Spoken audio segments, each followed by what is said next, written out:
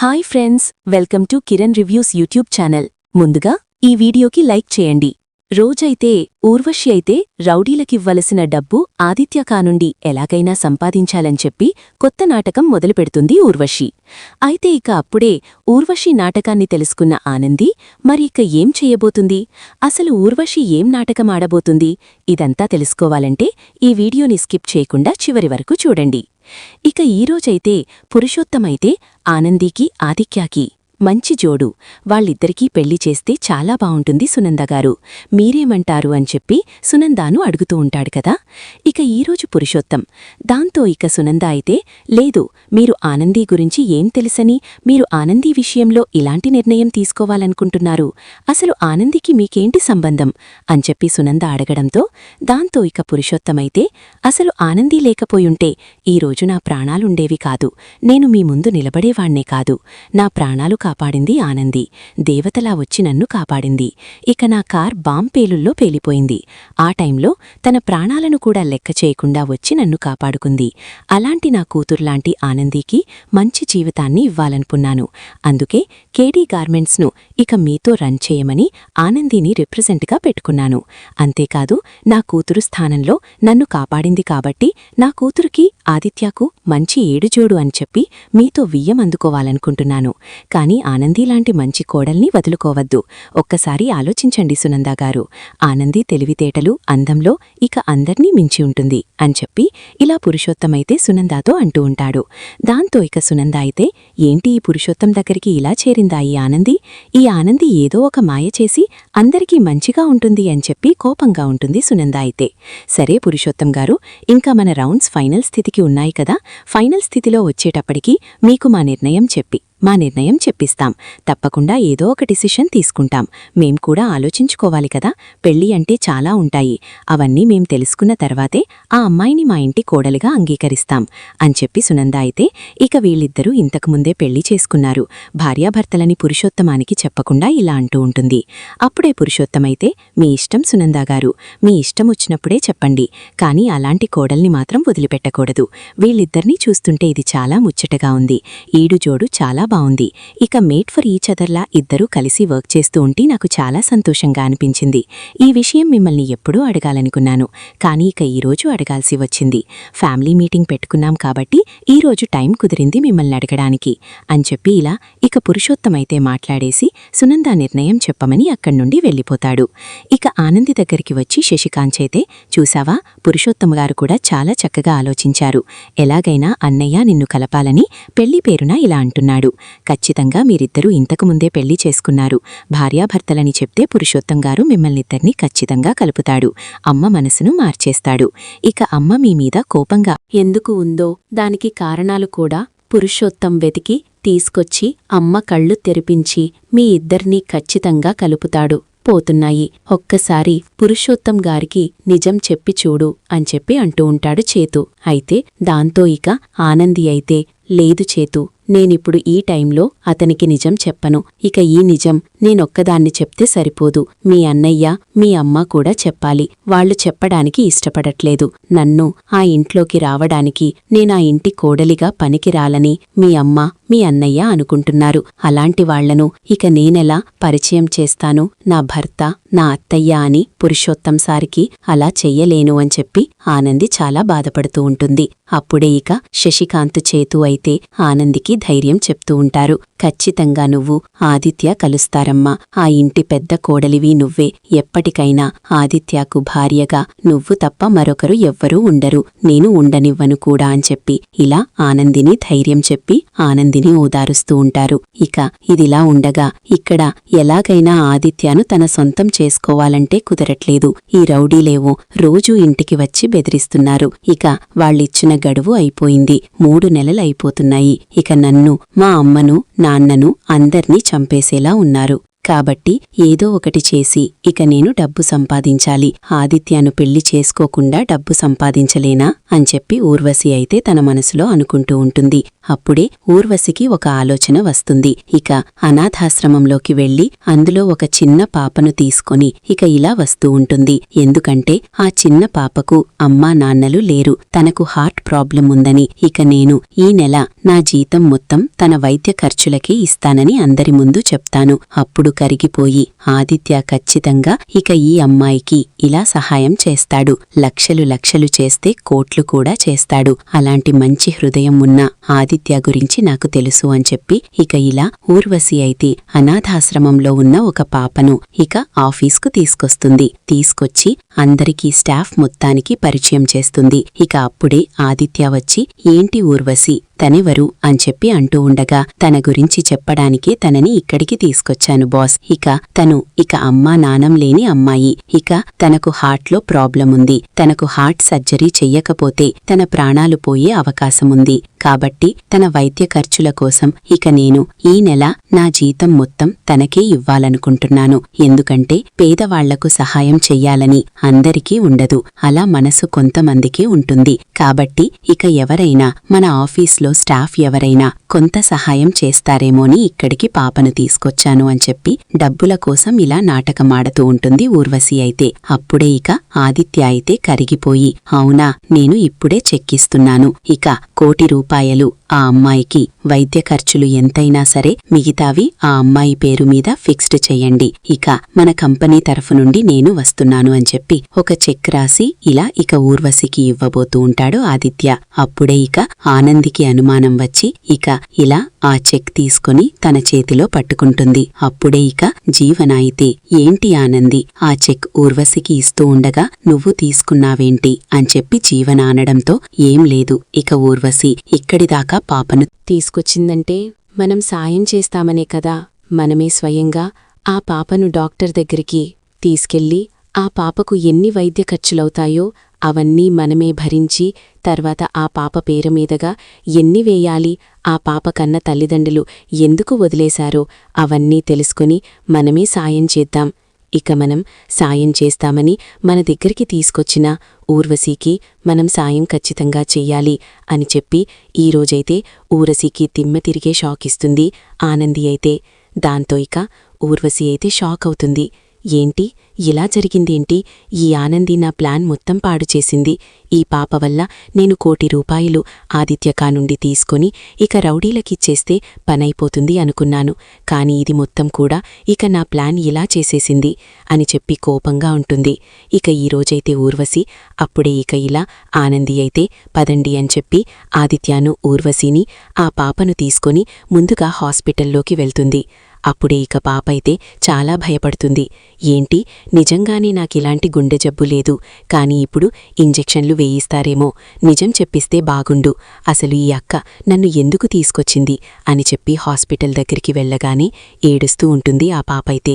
అప్పుడే ఆనంది అయితే ఆ పాప చేతులు పట్టుకొని, ఏం కాదు పాప, నేనున్నాను కదా, నీకేం కాదు, నీకేం కాకుండా చూసుకోవడానికే నిన్ను హాస్పిటల్లోకి తీసుకొచ్చాం అని చెప్పి ఇలా ఆనంది బాదురిస్తూ ఉంటుంది. ఇంతలోని డాక్టర్ వస్తాడు. డాక్టర్తో ఆనంది ఇలా మాట్లాడుతూ ఉంటుంది. చూడండి డాక్టర్, ఈ అమ్మాయికి హెల్త్ పరంగా కొంచెం ప్రాబ్లం ఉంది, హార్ట్ ప్రాబ్లం ఉందని మాకు కొంతమంది చెప్పారు. మీరు అన్ని టెస్టులు చెయ్యండి, టెస్టులకు ఎన్ని ఖర్చైనా మేము వహిస్తాం. కానీ ఆ అమ్మాయికి A to Z పైనుండి కిందిగా దాకా మైక్రో స్కానింగ్ అన్నీ కూడా చేసేసేయండి అని చెప్పి ఆనంది అయితే ఆ డాక్టర్తో మాట్లాడుతూ ఉంటుంది. అప్పుడే డాక్టర్ అయితే, సరే ఆనంది గారు, ఇప్పుడే మేము ఆ అమ్మాయికి అన్ని టెస్టులు అన్ని స్కానింగ్లు చేసేస్తాం. ఏమైనా హెల్త్ పరంగా ఇష్యూ ఉంటే ఖచ్చితంగా చెప్తాం అని చెప్పి డాక్టర్లైతే ఆ అమ్మాయిని తీసుకెళ్లి అన్ని టెస్టులు పూర్తి చేస్తారు. ఎక్కడా కూడా ఆ అమ్మాయికి ఎలాంటిది హెల్త్ పరంగా ఆ అమ్మాయికి ఎలాంటి ఇష్యూ లేవు. ఎవరు చెప్పారు, ఆ అమ్మాయికి అన్నీ బాగానే ఉన్నాయి, హార్ట్ ప్రాబ్లం లేదు, ఎలాంటి ప్రాబ్లం లేదు మేడం అని చెప్పి అన్ని టెస్టులు చేసి డాక్టర్లైతే ఈరోజు ఆనంది ఆదిత్యకు ఇలా చెప్పేస్తారు. అది విన్న ఇక ఆదిత్య ఆనంది అయితే ఒక్కసారిగా షాక్ అవుతారు. ఏంటి నువ్వన్నది? ఇక ఊర్వశి ఇలా అబద్ధం ఎందుకు చెప్పింది? ఇక ఈ గుండె జబ్బు లేని ఈ పాపను తీసుకొచ్చి ఇక ఇలా గుండెకు ప్రాబ్లముందని చెప్పి మన దగ్గర ఎందుకు డబ్బులు తీసుకోవాలనుకుంది అని చెప్పి ఆదిత్య చేస్తే వెంటనే ఊర్వశి దగ్గరికి వచ్చి అంటూ ఉంటాడు. ఏంటి ఊర్వశి, ఇలా ఎందుకు చేస్తావ్? ఇక నీకు డబ్బుల కోసం ఆ పాపను తీసుకొచ్చి ఇలా చేస్తావా? ఆ పాపకు ప్రాబ్లముందని చెప్పి మమ్మల్ని మోసం చేస్తావా? అసలు నువ్వు మనిషివేనా అని చెప్పి ఆదిత్య అయితే చాలా కోపంగా ఊర్వశిని అంటూ ఉంటాడు. అప్పుడే ఇక ఊర్వశి అయితే అది కాదు, ఇక నాకు వాళ్ళ అమ్మా నాన్నలే చెప్పారు, అందుకే నేను ఇక అమ్మాయి ప్రాణాలను కాపాడాలని మన ఆఫీస్కు తీసుకొచ్చాను, మీరు ఖచ్చితంగా సాయం చేస్తారని అని చెప్పి ఊర్వశి అంటూ ఉండగా అప్పుడే ఇక ఆనంది అయితే లేదు ఊర్వశి, నీ వాలకం చూస్తూ ఉంటే అసలు ఆ అమ్మాయి కన్నతల్లిదండ్రులెవరో తెలియదు. ఆ అమ్మాయిని అనాథాశ్రమం నుండి తీసుకొచ్చావని నాకు తెలుస్తుంది. ఎందుకంటే ఆ అమ్మాయిని నేను అనాథాశ్రమంలో ఇంతకుముందు చూశాను. నువ్వు కావాలని చెప్పి డబ్బు లాగడం కోసమే ఆదిత్యకా నుండి డబ్బు ఎలాగైనా నీ చేతికి రావాలి అని చెప్పి నువ్వు ఇదంతా చేశావు. ఆ డబ్బు నీకు ఎందుకు అవసరమో కూడా నాకు తెలుసు. ఎందుకంటే నువ్వు ఇందాక ఇక ఇలా ఆఫీస్ ముందట ఒక రౌడీతో మాట్లాడడం నేను విన్నాను. అతనికి నువ్వు 70 లక్షలు ఇవ్వాలని, ఆ డబ్బులు ఎలాగైనా ఈరోజే ఇస్తానని, సాయంకాలం వరకు తన చేతిలో పెడతానని మాట్లాడావు. అసలు ఆ రౌడీకి నీకు ఏంటి సంబంధమని నేనడగను, కాని నువ్వు వాడికివ్వడానికే డబ్బులు ఎలాగైనా సంపాదించాలని ఈ పాపను బలి చేస్తున్నావు. ఇక ఈ పాపకు ఎలాంటి హార్ట్ ప్రాబ్లం లేకుండా ఇక ఇలా ఉందని చెప్పి మమ్మల్నిందరినీ మోసం చేసి నువ్వు డబ్బు లాగాలనుకున్నావు మా నుండి. కాని ఇక నీ గురించి నాకు అనుమానం వచ్చి ఇదంతా చేశాను అని చెప్పి ఆనంది అయితే గట్టిగా ఊర్వశి చెంప పగలగొట్టి ఊర్వశికైతే ఇలా బుద్ధి చెప్తూ ఉంటుంది. అప్పుడే ఇక ఊర్వశి అయితే ఏంటి ఇలా జరిగిందేంటి? అసలు ఈ పాప అనాథాశ్రమంలో ఆనంది చూడడమేంటి?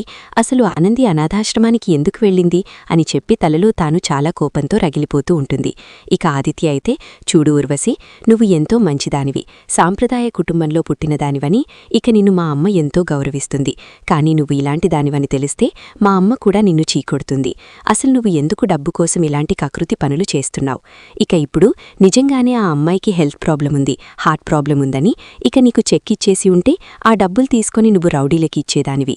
ఇక ఈ అమ్మాయిని ఇక మళ్ళీ అనాథాశ్రమంలో వదిలిపెట్టేదానివి. ఇక ఈ తప్పు ఇప్పుడు తెలుసుకోకుండా ఉండుంటే మళ్ళీ ఇక నువ్వు ఇలాంటి తప్పులు ఎన్నో చేసేదానివి. ఆనంది తెలివిగా నీ మీద అనుమానం వచ్చి ఇదంతా చేయడం మంచిదైంది అని చెప్పి ఇలా అంటూ ఉంటాడు ఆదిత్య అయితే. అప్పుడే ఇక ఆనంది అయితే చూడు ఆదిత్య గారు, మీకు చెప్తే మీరు నమ్మరు, మీకు ఏదైనా సరైన సాక్ష్యం చూపించాలి, అప్పుడే కదా మీరు నమ్మేది. మీకు మనుషుల మీద నమ్మకాలుండవు, ఇక మనుషుల మాట మీద నమ్మకముండదు. అందుకే సాక్ష్యం అనేది ఇక నీ కళ్ళార నువ్వు చూడాలని చెప్పి నేనిక్కడ దాకా హాస్పిటల్ దాకా పాపను తీసుకొచ్చి మీకు నిజమేంటో నిరూపించి ఊర్వశి ఎలాంటిదో మీకు చూపించాను. ఊర్వశి ప్రతి విషయంలో కూడా ఇలాగే చేస్తుంది. ఊర్వశితో నువ్వు చాలా జాగ్రత్తగా ఉండాలి. మీ అమ్మ ఊర్వశి ఇద్దరూ కలిసి ఏదో పక్క ప్లాన్ ప్రకారం ఏదో చేయబోతున్నారని నా మనసాక్షి నాకు చెప్తుంది. కాని నువ్వు వాళ్ల మాయలో పడకూడదు ఆదిత్య గారు. ఇక నా మీద కోపముండడం సహజం, కాని ఆ కోపం ఎన్నో రోజులు ఉండదు. నిన్ను తప్పు చేయలేదని తెలిస్తే ఆ కోపం క్షణంలో కరిగిపోతుంది. మళ్ళీ మన ఇద్దరం ఒక్కటవుతాం. అంతమాత్రాన ఇక నువ్వు నేను విడిపోయినట్టు కాదు అని చెప్పి ఇక ఆనంది అయితే తన భర్తకు ఇలా కౌన్సిలింగ్ ఇస్తూ ఉంటుంది. అప్పుడే ఇక ఊర్వశి అయితే అక్కడ్నుండి కోపంగా వెళ్ళిపోతుంది. ఇక ఆనంది, ఆదిత్య, ఆ అక్క ఆ పాపనైతే అనాథాశ్రమంలో వదిలిపెట్టి అక్కడున్న వాడడం ద్వారా తెలుసుకుంటారు. ఈ పాపను వద్దంటే చెప్పి ఊర్వశి తీసుకెళ్లిందమ్మా, ఈ పాపకు ఎలాంటి హెల్త్ ఇష్యూస్ లేవు, కాని ఇక తను ఎందుకు తీసుకెళ్ళింది అనేది మాకు అర్థం కాలేదు. ఇక తను ఇక మళ్ళీ తీసుకొస్తానని చెప్పింది కాని మీరు తీసుకొచ్చారేంటి మేడం అని చెప్పి అక్కడ వార్డనైతే అడుగుతూ ఉంటుంది. అప్పుడే ఇక ఇలాంటి వాళ్ళు ఎవరొచ్చినా పిల్లల్ని పంపించొద్దు, ఇక వీళ్లను అడ్డుగా పెట్టుకొని వేరే వాళ్ల దగ్గర డబ్బులు తీసుకోవాలనుకుంటున్నారు. ఇక కొంతమంది చేతకాని వాళ్ళుంటారు కదా, వాళ్ళు ఇలాంటి పనులే చేస్తారు, మాకు అన్నీ తెలుసు అని చెప్పి ఆనంది అయితే ఇక అనాథాశ్రమంలో ఉన్న వార్డెన్తో కూడా మాట్లాడి ఇక పిల్లల్ని ఎవరితో బయటకు పంపించొద్దు అని చెప్పి ఇక అక్కడి నుండి బయటకొచ్చేస్తారు. తర్వాత ఇక ఆనందిని తన ఇంటి దగ్గర డ్రాప్ చేసి ఆదిత్య ఇంటికొచ్చేస్తాడు. ఇంటికొచ్చి చాలా కోపంగా అమ్మా అమ్మా అని అరుస్తూ ఉంటాడు. సునంద బయటికి వస్తుంది.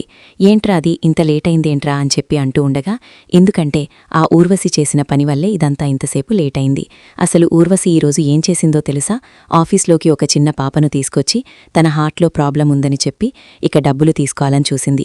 నా దగ్గర నుండి డబ్బులు ఎలాగైనా ₹1,00,000 ఇలా ఇక ₹1,00,00,000 దాకా లాగాలని చూసింది. తనకేదో అప్పులున్నాయట, రౌడీలకు డబ్బులివ్వాలట. ఆ డబ్బులు ఇక నా చేతి నుండి ఇక తన చేతిలోకి వెళ్ళి తర్వాత వాళ్లకి ఇవ్వాలని చూసింది. ఇక ఆనంది లేకుండా ఉంటే నేనీరోజు ఊర్వశి మాయమాటలు నమ్మి డబ్బంతా ఇక పాప పేరు మీదుగా చెక్ రాసిచ్చేవాణ్ణి.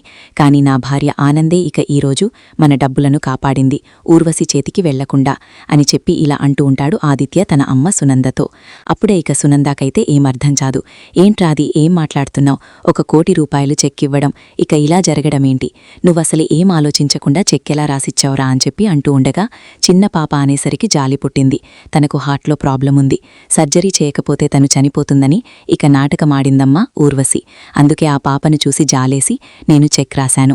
కాని తీరా డాక్టర్ దగ్గరికి తీసుకెళ్తే ఆ పాపకు ఎలాంటి హెల్త్ ఇష్యూస్ లేవు. ఇవన్నీ డబ్బులు ఇక ఇలా లాగడం కోసమే ఆ అమ్మాయి చేసిందని డాక్టర్ మాకు చెప్పారమ్మా. ఇక ఊర్వశి అసలు ఎందుకిలా చేసింది? ఊర్వశి ఎంతో మంచిది, సాంప్రదాయం గల అమ్మాయి అని నువ్వు చెప్పావు కదమ్మా. కాని తన ప్రవర్తన అలా లేదు, ఏదో తేడాగా అనిపిస్తుంది. ఎందుకైనా మంచిది ఆ ఊర్వశి గురించి నిజాలన్నీ తెలుసుకోవాలి అని చెప్పి ఆదిత్య అయితే ఈరోజు తన అమ్మ సునంద మీద చాలా కోప్పడుతూ ఉంటాడు. అప్పుడే ఇక సునంద అయితే నేను తెలుసుకుంటాన్రా, ఇప్పుడే నేను ఊర్వశి దగ్గరికి బయలుదేరుతాను, తను ఎందుకిలా చేసిందో నేను తెలుసుకుంటాను అని చెప్పి చాలా కోపంగా ఇక ఇలా వెంటనే సునంద అయితే ఊర్వశి వాళ్ల ఇంటికి వెళ్తుంది. వెళ్లేసరికి ఊర్వశి అయితే అంతా ప్లాన్ మొత్తం వేస్ట్ అయిపోయింది, అంతా ఆనంది చెడగొట్టింది.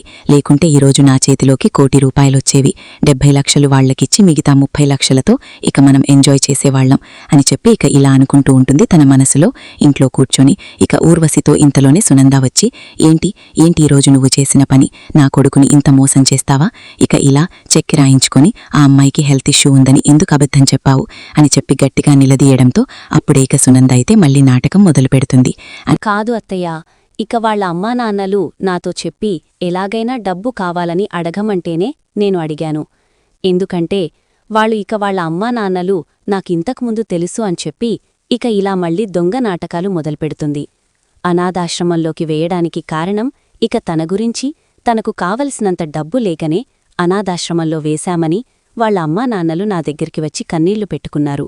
కాబట్టి మా బాస్ చాలా గొప్పవాళ్లు, ఖచ్చితంగా సహాయం చేస్తారని నేనక్కడికి తీసుకొచ్చాను.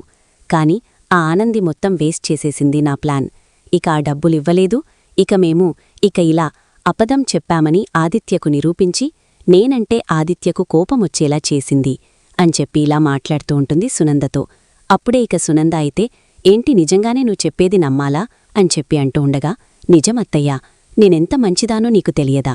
నా ప్రవర్తన, నా మాట తీరు నీకు తెలుస్తుంది కదా. నేనలా ఎందుకు మోసం చేస్తాను? ఇక నేను నా డబ్బు అవసరం కోసం ఆ అమ్మాయిని ఎందుకల్లా తీసుకొచ్చి అబద్ధం చెప్తాను?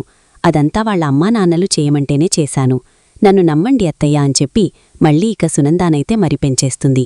ఇక ఈరోజైతే ఊర్వశి. అప్పుడే ఇక ఊర్వశి మాట గుడ్డిగా నమ్మి సునంద అయితే ఇక మళ్లీ ఇలాంటి విషయాలు ఎప్పుడూ కూడా బయటకు తెయ్యకూడదు. ఇక నువ్వు అన్నీ ఆలోచించి ఇక నిర్ణయాలు తీసుకోవాలి. ఇక మళ్లీ ఇలాంటి పనులు మరొకసారి ఇక చేశావనుకో బాగుండదు. ఇక ఆదిత్యతో నువ్వు జాగ్రత్తగా ఉండు. ఆదిత్యకు నీమీద కోపంగా ఉంది. ఎలాగైనా ఆ కోపాన్ని ప్రేమగా మార్చుకో. ఆదిత్యకు నువ్వు దగ్గర కావాలి త్వరలో. మొన్న చూశావు కదా పురుషోత్తం ఏం మాట్లాడాడో. ఇక అంతకుముందే మీ ఇద్దరి పెళ్లి కావాలి అని చెప్పి సునంద అయితే మళ్లీ ఇక ఊర్వశి వైపు మాట్లాడుతూ ఉంటుంది. మరి ఇక ఊర్వశి అయితే ఎలాగైనా ఆదిత్య దగ్గర్నుండి డబ్బును ఎలా గుంజుతుంది? మరి ఇక ఆదిత్య కానుండి డబ్బు తీసుకున్న తర్వాత ఇక ఆదిత్య ప్రేమను వదిలేస్తుందా? లేకుంటే తనకున్న యావదస్తి మొత్తం తన సొంతం చేసుకునేదాకా సునంద ఫ్యామిలీని వదిలిపెట్టదా ఊర్వశి అనేది చూడాలి. ఇక ఈ విధంగానైతే ఆనంది ఊర్వశి విషయంలో ఆనంది ఇక దిమ్మ తిరిగే షాక్ ఇవ్వబోతుంది ఊర్వశికైతే. చూద్దాం మరి ఇక ఇలానే జరగబోతుందా పాప విషయంలో అనేది. ఈ వీడియో గనుక మీకు నచ్చినట్లయితే లైక్ చేసి సబ్స్క్రైబ్ చేసుకోండి friends. Thank you for watching.